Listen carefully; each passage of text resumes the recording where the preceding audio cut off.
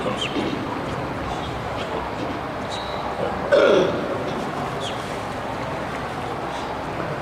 باللہ من الشیطان الرجیم بسم اللہ الرحمن الرحیم الحمد للہ رب العالمین والصلاة والسلام والتحیۃ والاکرام علی خیر الانام وعلى أهل بيته الطيبين الطاهرين المعصومين الذين أذهب الله عنهم الرجس وطهرهم تطهيرا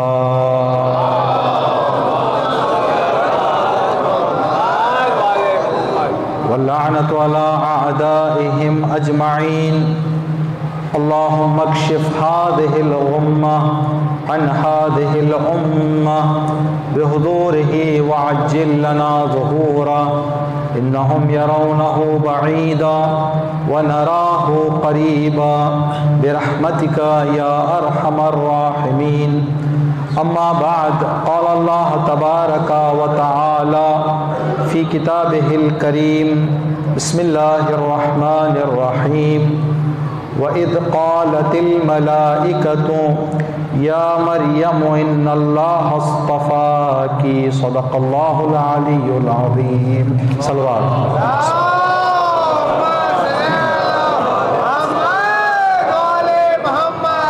مجلس اعضاء کی قبولیت کے لیے اسی طرح کی نیک توفیقات در اہل بیت سے متصل اور منسلک رہنے کی ہماری زندگی میں آخری سانس تک، ہمارے بچوں میں، ہمارے نسلوں میں قیامت تک باقی رہنے کے لیے، زمانے کے گمراہیوں اور انحرافات سے ہماری اور ہمارے اولاد کی حفاظت کے لیے، ہم سب کی عاقبت بخیری بطفیل عظمت بی بی ام البنین سلام اللہ علیہا صلوات علی محمد و آل محمد۔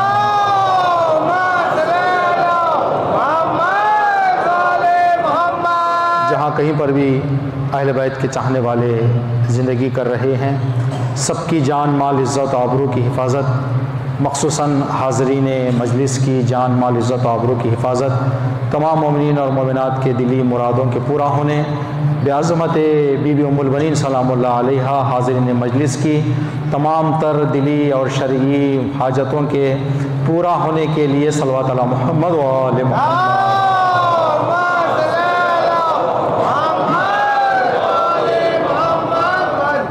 امام زمانہ کی سلامتی اور امام کے جلد ظہور کے لیے ایک مرتبہ صلوات پڑھ دیں محمد و آل۔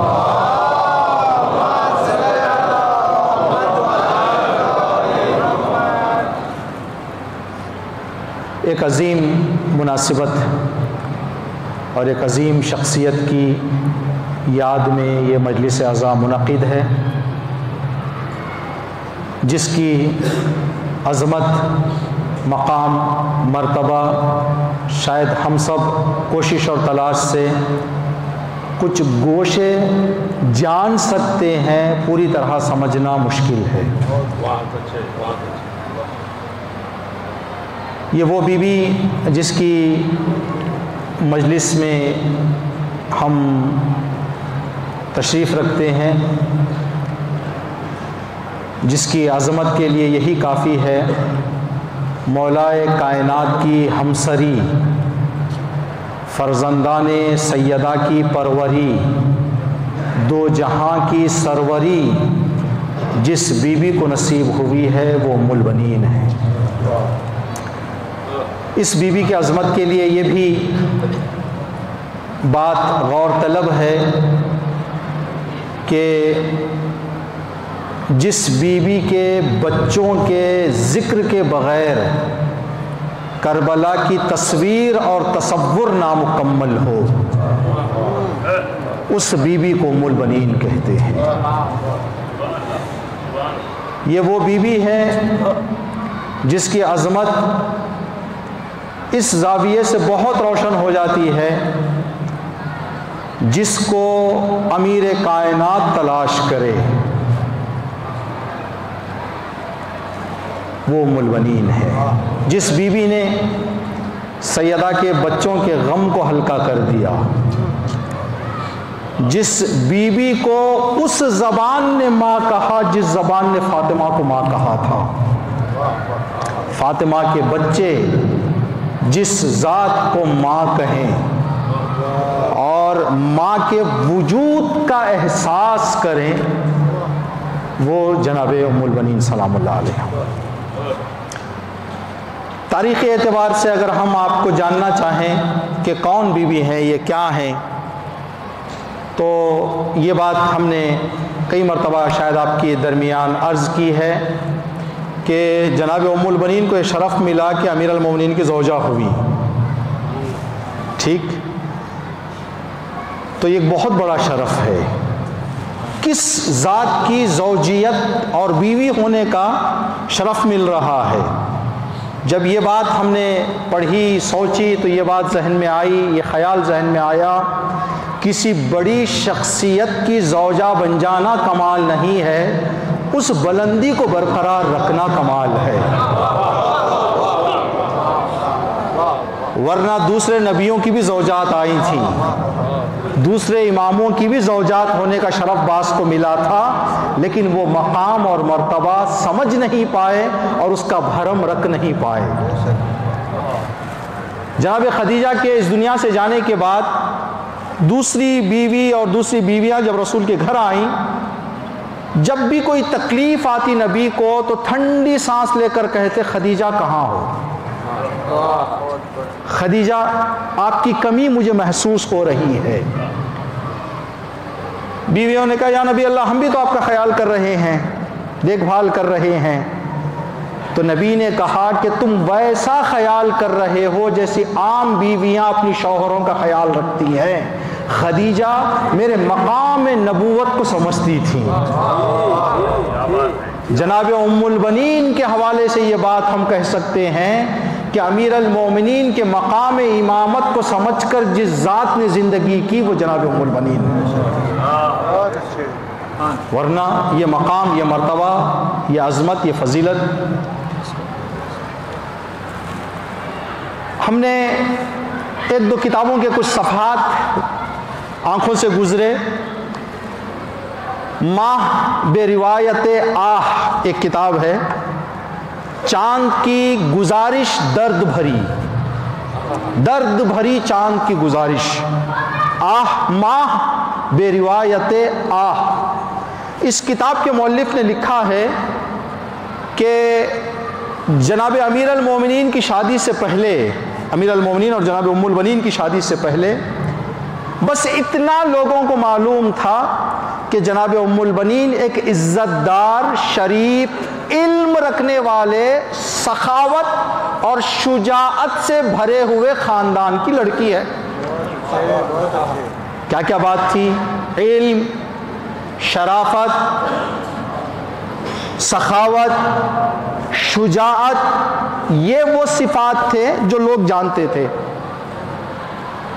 ہمارے یہاں بھی یہ دستور ہے، ہم بھی اپنی زندگیوں میں یہ بات مراعات کرتے ہیں، اس بات کا خیال ہم کرتے ہیں، کوئی بھی ہمارے گھر آ کر بیٹیوں کا رشتہ پوچھ لے نہیں دیتے، ہم بھی ہر ایک کے گھر جانے کی ہمت نہیں کرتے۔ ہر آدمی اپنے شان، مقام، مرتبے، حالات کو دیکھ کر رشتہ طلب کرتا ہے۔ یہ آج کے زمانے میں نہیں، ہر زمانے میں جناب ام البنین کے خاندان اور گھر کی عظمت اتنی زیادہ بلند تھی، اس دور کے عرب میں کسی کی جرأت نہیں تھی کہ جا کے رشتہ پوچھے۔ بہت سوچتے تھے لوگ کہ جا کر رشتہ پوچھیں، لیکن پیچھے ہٹ جاتے تھے کہ ان کی سخاوت، ان کی شجاعت، ان کا علم، ان کی معرفت یہ ہمارے سے ملنے والی نہیں ہے، تو پیچھے ہٹ جاتے تھے۔ ایک مرتبہ ہمت کر کے معاویہ نے ایک پیغام پہنچایا کہ ابھی حکومت کا حاکم ہوں، بے حساب پیسہ ہے، صرف منگنی کے لیے لڑکی کو جو شروع میں آ کر منگنی کے وقت انگوٹھی وغیرہ پہنائی جاتی ہے، آج کے زمانے کے کروڑوں کے روپیے، کروڑوں کے روپیے دے کر جو آدمی رشتے لے جاتے ہیں، بھیجا جناب ام البنین کے گھر کہ جاؤ معاویہ جو حاکم وقت، بے حساب دولت کا مالک، یہ صرف تحفہ ہے شادی سے پہلے اور منگنی کا، اس کے بعد جو ہوگا آپ اندازہ لگا سکتے ہیں۔ تو جیسے ہی یہ رشتہ پہنچا، جناب ام البنین کے والد نے دروازے پہ ہی کہا کہ میری بیٹی ماننے والی نہیں ہے۔ زحمت کیوں، بیٹھ کر گفتگو کی کیا بات ہے؟ جو رشتہ تم لائے ہو وہ رشتہ میری بچی منظور کرنے والی، اس لیے کہ میں باپ ہوں، میں جانتا ہوں۔ جناب ام البنین نے اندر سے کہا کہ بابا میں جواب دوں؟ پردے کے پیچھے سے جناب ام البنین نے کہا کہ اے آنے والے، جو پیسہ تو لے کر آیا ہے وہ پیسہ اگر تحفہ ہے، مجھے یقین ہے کہ حاکم غاصب ہے، غاصب کا مال حرام ہے، میں حرام کو ہاتھ نہیں لگاتی۔ اب رہی بات میرے رشتے کی، تو برابری کرنا چاہ رہا اس پیسے سے، تو جا کر تیرے آقا سے کہہ دے کہ تو نے ام البنین کو سمجھا نہیں ہے، پہلے پہچان اس کے بعد رشتہ بھیج۔ پھر کبھی ہمت نہیں ہوئی کہ رشتہ بھیجے۔ جناب ام البنین کے نانا جناب عامر بن طفیل، ان کا ایک لقب تھا اس زمانے میں، آج بھی بہت سارے لقب لوگوں کو دیے جاتے ہیں۔ ان کا لقب تھا ملاعب الالسنہ، ہتھیار جس کا کھلونا، یہ لقب تھا جناب ام البنین کے نانا کا۔ اور اس دور میں دبدبہ یہ تھا، اگر کوئی غلط لوگ کسی کو تکلیف دے دیتے، مظلوم اگر کہتا کہ میرا رشتہ عامر سے ہے تو لوگ بھاگ جاتے۔ جناب عامر کا نام سن کر لوگ کھڑتے نہیں تھے۔ یہ جناب ام البنین کے نانا۔ ایک کتاب ہے، اس کتاب کے کچھ جملے آپ کی خدمت میں پڑھنا چاہیں گے اس بی بی کی اس مجلس کے اعتبار سے۔ ام البنین نجم الثاقب فی مدینۃ نبی الامین، یہ کتاب ام البنین مدینہ منورہ کا چمکتا ستارہ، نجم الثاقب فی مدینۃ نبی الامین۔ اس کتاب کے صفحہ نمبر 40 سے 50 تک 10 صفحوں میں جناب ام البنین کے حوالے سے گفتگو ہے۔ ان 10 صفحوں کا خلاصہ، ایک واقعہ، ایک قصہ، سارا نچوڑ اسی کے اندر آ جائے گا جو بھی باتیں ہم کو عرض کرنی ہے۔ امیر المومنین نے جناب عقیل سے کہا کہ عقیل، مجھے ایک ایسے گھرانے کی لڑکی تلاش کرو جو شجاع ہو اور اس کے بطن سے اللہ مجھے ایسی اولاد عطا کرے جو کربلا میں میرے حسین کے کام آئے۔ ٹھیک، یہ جناب عقیل کو ذمہ داری سونپی اور جناب عقیل کو روانہ کیا۔ اب یہاں بہت ہی گفتگو ہو سکتی ہے، سوچا جا سکتا ہے کہ امیر المومنین جن کی ایک جھلک 7 نسل دیکھ لیتی تھی، وہ کیوں کسی کو ذمہ داری سونپ رہے ہیں؟ ایام فاطمیہ میں ایک اچھی بات علامہ زکی صاحب نے فرمائی تھی کہ اس لیے کہ جناب عقیل کے اندر ایک ٹیلنٹ تھا، امیر المومنین نے سبق دیا، اگر کسی کے اندر ٹیلنٹ ہے تو اس کا استعمال کرو، اس کی قدر کرو، اس کا احترام کرو۔ کسی کے اندر کوئی قابلیت ہے تو قابلیت کا استعمال کرو۔ ٹھیک ہے میں بھی کر سکتا ہوں کام، لیکن عقیل کا ٹیلنٹ دنیا کو کیسے پتا چلے گا؟ عقیل کی قابلیت لوگوں کو کیسے پتا چلے گی؟ تو علم اور ہنر ایک شرافت کا مقام ہے، اس کا لحاظ رکھنا ہر آدمی کی ذمہ داری ہے۔ پیچھے نہیں آنا ہے کہ بھائی کیوں فلاں میں بھی کر سکتا ہوں، نہیں، کسی کے اندر کوئی قابلیت ہے تو آگے جائے۔ کون شجاع تلاش کرو، یہاں سے ایک سوال اور ایک گوشہ آپ کی خدمت میں علی علیہ السلام کے بارے میں ملتا ہے۔ اشجع الاشجعین، شجاعوں میں سب سے زیادہ شجاع. ٹھیک دیکھیں، ایک مرتبہ کوئی دینیات کا 5-6 سال کا بچہ کہتا ہے کہ ایک عالم کو تلاش کرو پڑھانے کے لیے مجھے. ایک مرتبہ دوسرے 12ویں جماعت کا طالب علم کہے کہ مجھے استاد کی ضرورت ہے، ایک عالم تلاش کرو. ایک مرتبہ کوئی مرجع کہے کہ ایک عالم تلاش کرو. تو جیسے جیسے انسان کے علمی مرتبے بڑھتے جائیں گے، طلب اور تلاش کی قدر پتہ چلے گی. ساری کائنات کا شجاع کہے کہ ایک شجاع ڈھونڈو، ایک شجاع ڈھونڈو. جناب عقیل گئے جناب ام البنین کے والد کے گھر. جانے کے بعد کہا کہ میں علی کا رشتہ لے آیا ہوں آپ کی بیٹی سے. تو باپ نے بیٹی سے جناب عقیل سے کہا کہ عقیل، یہ رشتہ ہمارے سر آنکھوں پر، لیکن کچھ رکاوٹیں ہیں، وہ رکاوٹیں دور ہو جائیں تو ہم راضی ہو جائیں گے. کہا رکاوٹیں کیا ہیں آپ کی؟ کہا کہ دیکھو، ہم کسی گاؤں اور کسی دیہات میں رہنے والے، ایک معمولی زندگی کرنے والے، جس کا رشتہ تم لائے ہو وہ امیر المؤمنین اللہ کا ولی ہے.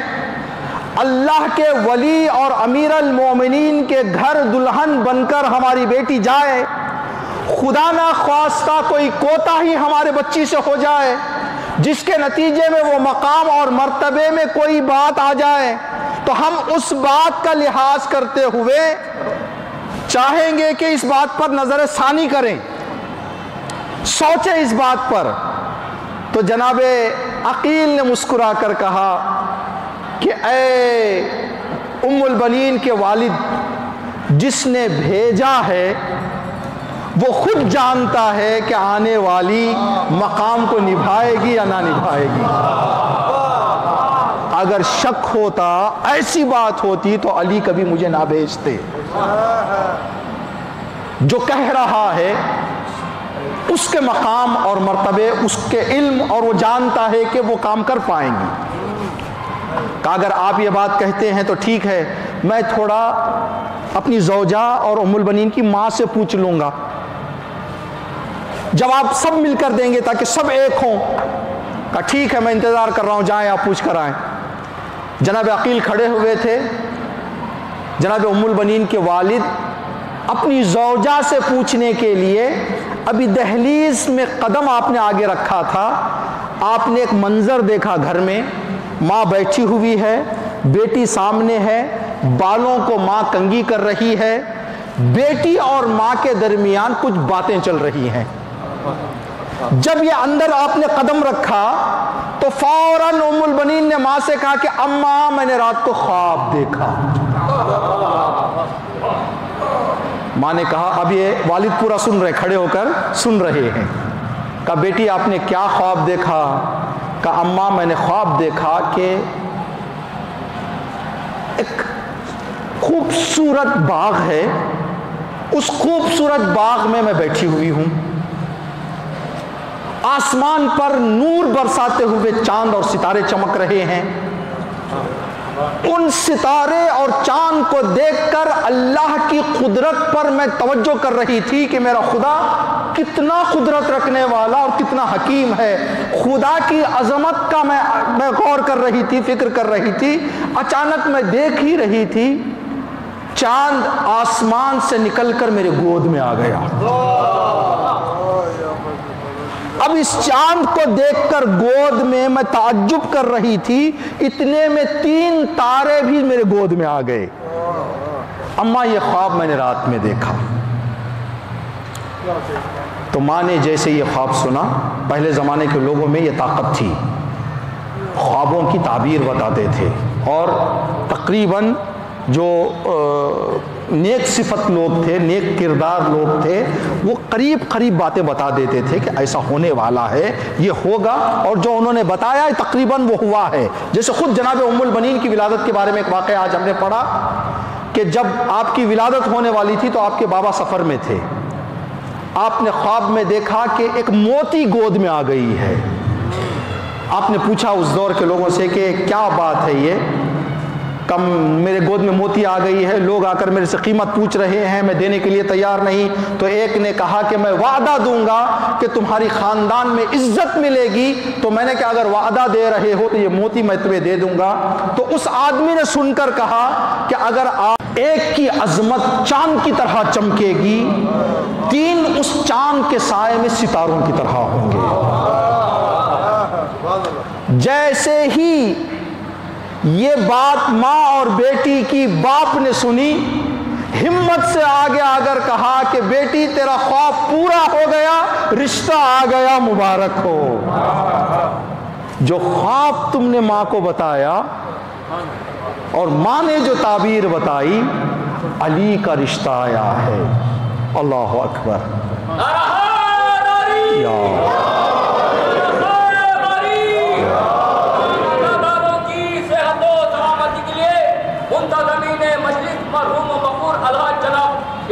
چاچا کی مغفرت کے لیے، ان کے فرزندوں کی صحت و سلامتی کے لیے، حاضرین مجلس کی سلامتی کے لیے، ذاکر کرب و بلا، علی پور اور ہندوستان، شاعری دربار شاہ نجف کے مشہور و معروف آفتاب نظامت ڈاکٹر ناطق علی پوری کی صحت و سلامتی کے لیے، حجت الاسلام المسلمین مسجد جامعہ علی پور امام جمعہ و جماعت مولانا زاہد احمد صاحب قبلہ و کعبہ کی صحت و سلامتی کے لیے، حجت الاسلام المسلمین مولانا محمود رضا صاحب قبلہ و کعبہ کی صحت و سلامتی کے لیے، اس اخیر کی صحت و سلامتی کے لیے، امام زمانہ کی سلامتی کے لیے، بابا سے بات سلوات اللہ.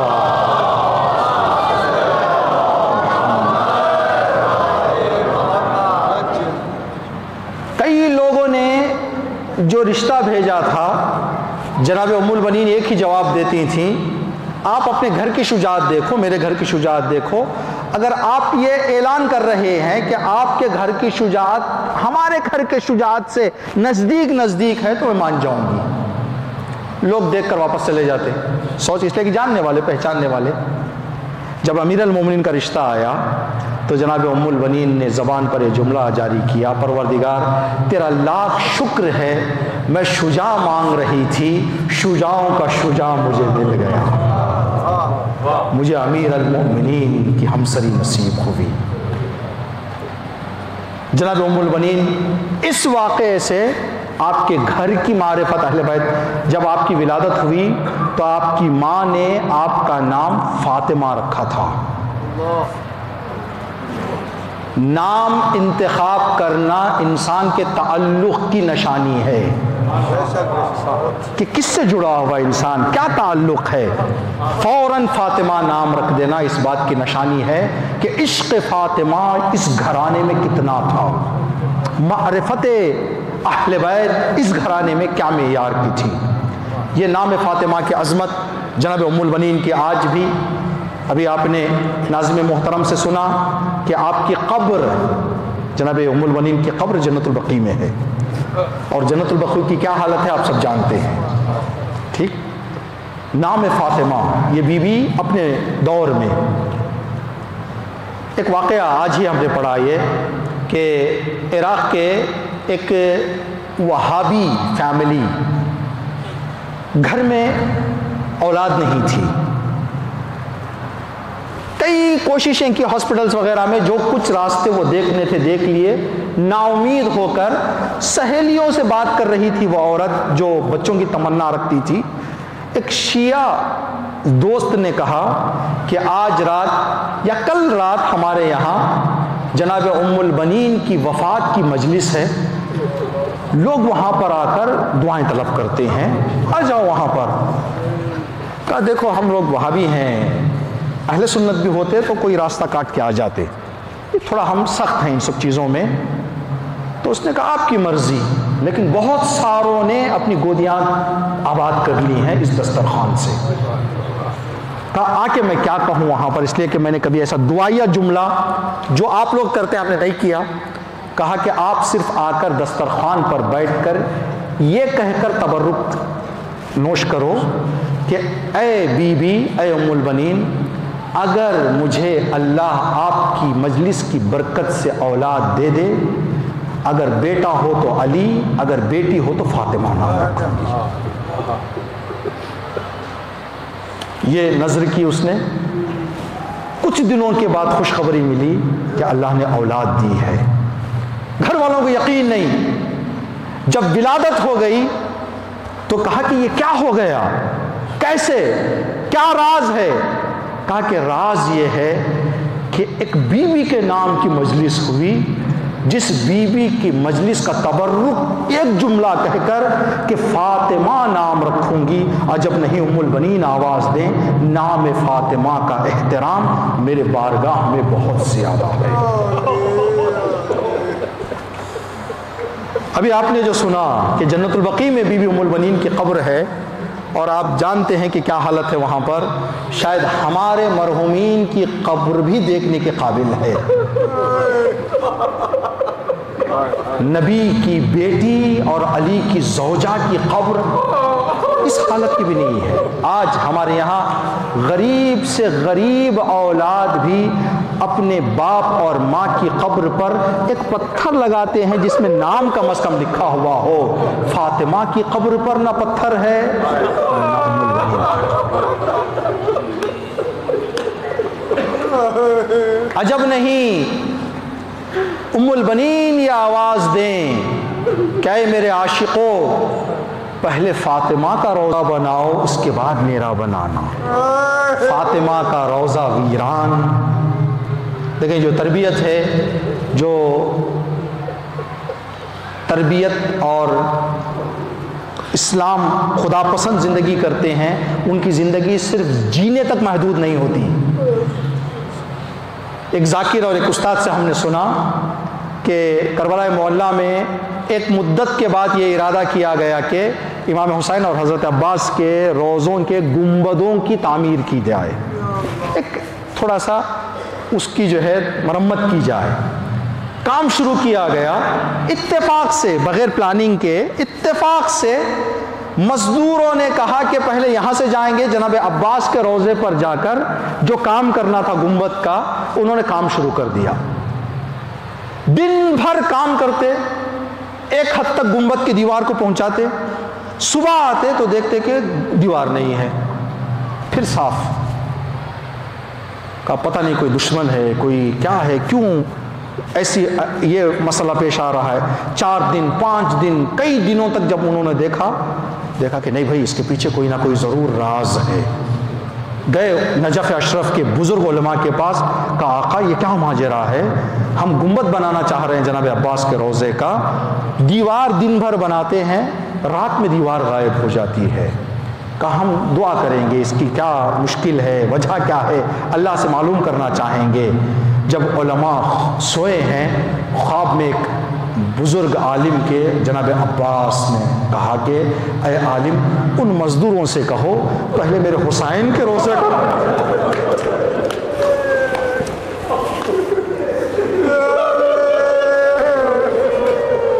مولا حسین کے چھوٹی چھوٹی بات پر ماں کو یاد کر لیتے ہیں.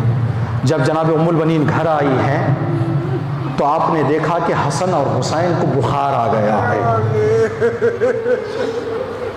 ایک ہی جملہ زبان پر ہے, ماں ماں. ماں کو بہت یاد کر رہے ہیں.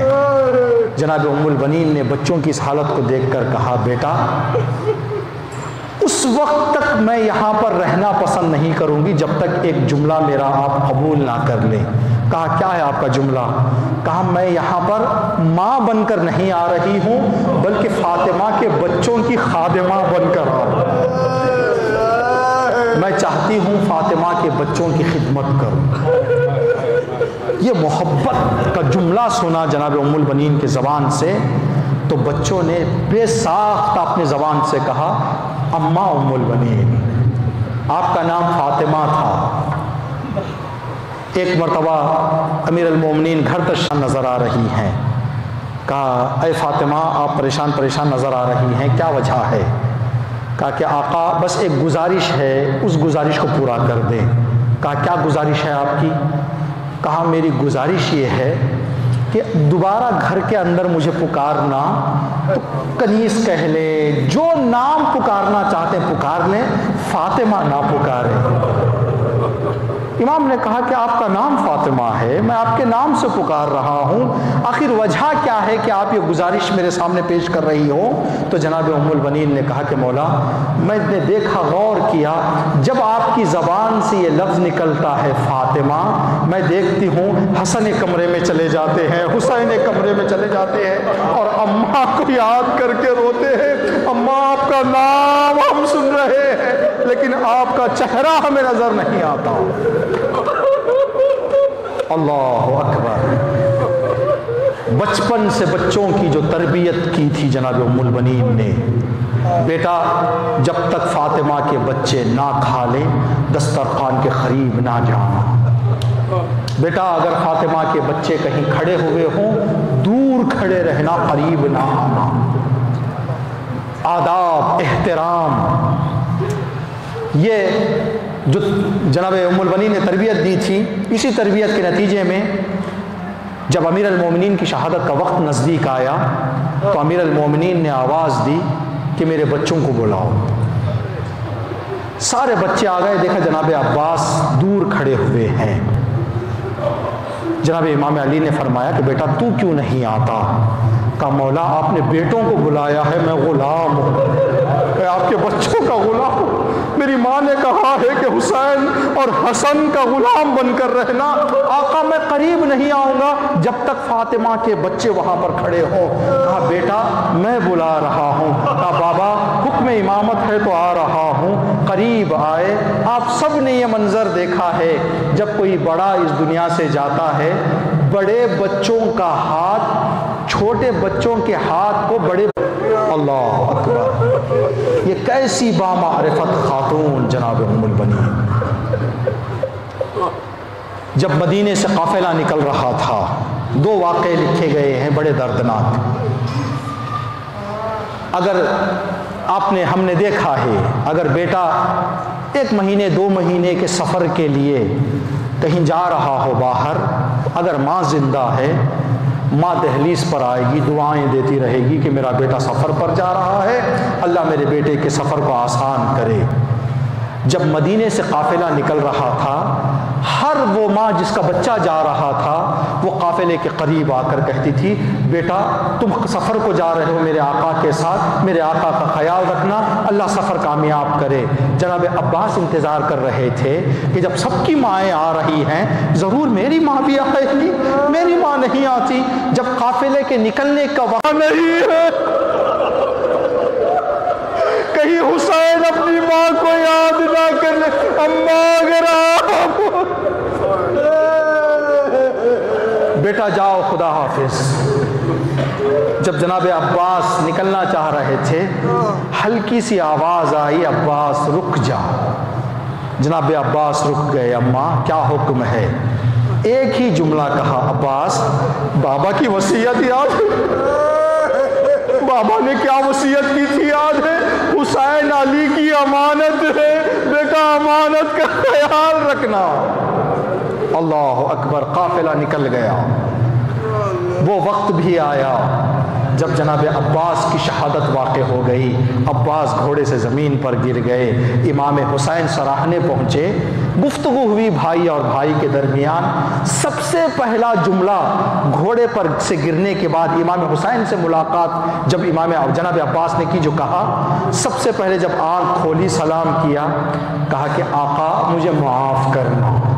جناب عباس نے کہا مجھے معاف کرنا۔ امام حسین نے کہا عباس تو نے میرے لیے جان قربان کر دی، میں اس حالت میں آپ کو دیکھ رہا ہوں، آخر اس وقت معافی کس بات کی؟ جناب عباس نے کہا کہ آقا کہیں میرے ماں کو پتہ نہ چل جائے، یہ میری زندگی میں پہلی مرتبہ ہو رہا ہے کہ میں لیٹا ہوا ہوں، آپ بیٹھے ہوئے ہیں، میں معافی چاہتا ہوں، مولا اگر مدینے کو پیغام پہنچ جائے یہ تو میری ماں کو بتا دینا ہاتھ نہیں تھے ورنہ میں کھڑا ہو جاتا میرے آقا کے احترام میں۔ اجرکم اللہ۔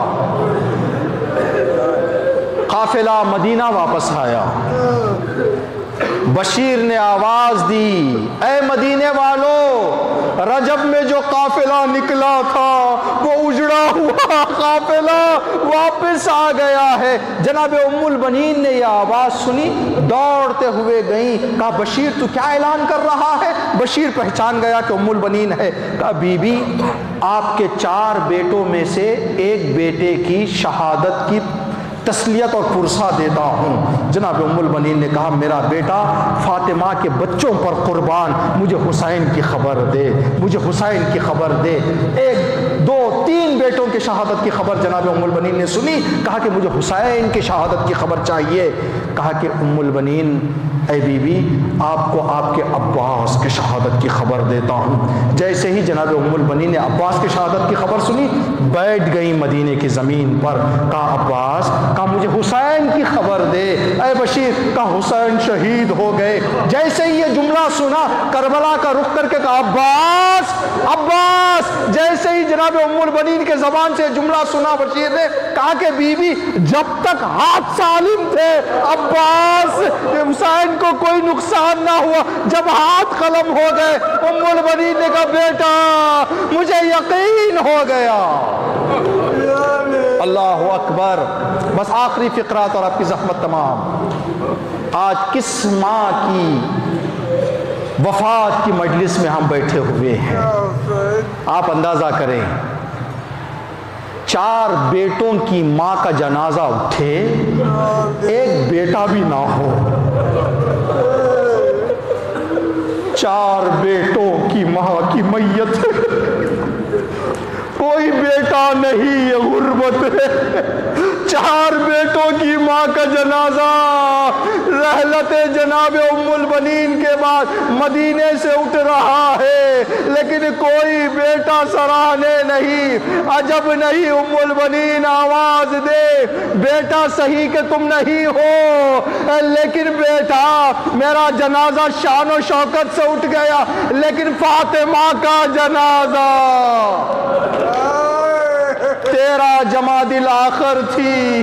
امام سجاد کے پاس جناب عباس کا بیٹا پہنچا، دیکھا امام سجاد رو رہے ہیں۔ مولا آپ کیوں رو رہے ہیں؟ اس لیے کہ کربلا کو زیادہ یاد کرتے ہیں آپ، کہ کربلا یاد کر کے رو رہے ہیں۔ امام سجاد نے فرمایا اے میرے چچا کے بیٹے فضل، جمادی الآخر کے مہینے نے ہم سے 2 فاطمہ چھین لی، ایک میری جدہ فاطمہ، ایک تمہاری دادی فاطمہ۔ الا لعنت اللہ علی القوم الظالمین۔